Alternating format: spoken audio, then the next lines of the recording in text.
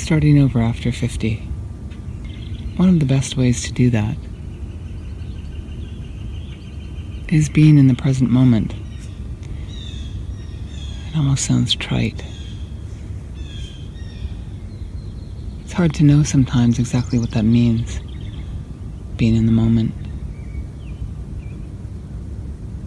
until you can get the hang of just allowing your thoughts to subside and getting more deeply into your own body.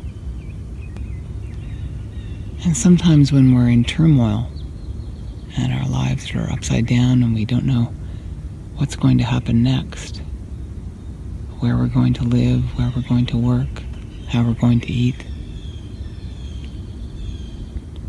the worry and the fear can come up quite strongly.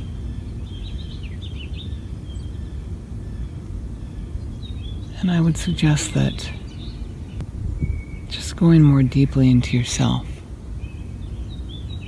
feel that turmoil and not allow the turmoil to come up into your mind,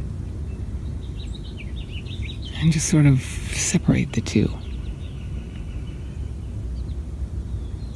It's not about getting rid of that feeling. That feeling is there for a reason.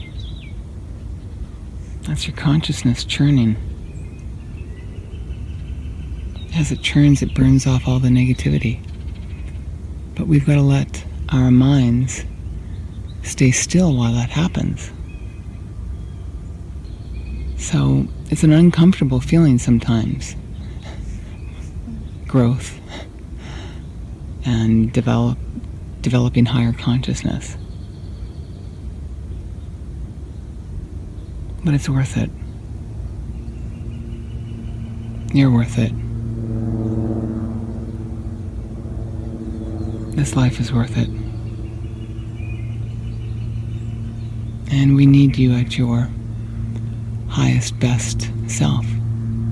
And getting creative, what does that really mean? Having your own independence of thought, using your intuition. All these things seem to be sort of running together.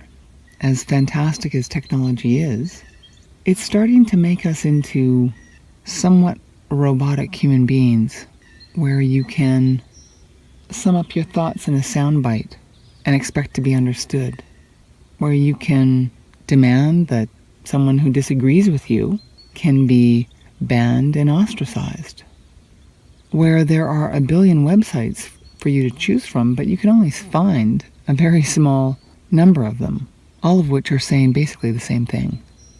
So how do you stay creative and independent thinking when everything around us is moving us toward something ordinary and the same and unified? Now, unification is fine, but not at the expense of your individuality. Start really examining what's going on in front of you. Watch how you emotionally leap to agreement or disagreement. Stand back from yourself a little bit. See what's going on. What is someone saying? What are they not saying? Have you heard it before? Does it sound familiar? Or does it sound like a true point of view that someone has thought through on their own? Start to be more discerning that way.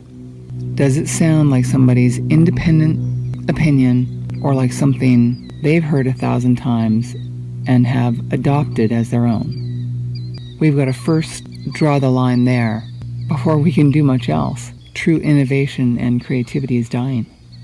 And it starts with you protecting your own point of view. That's the way to save it. So I hope this has given you value. Thank you for listening, and have a very sensual day.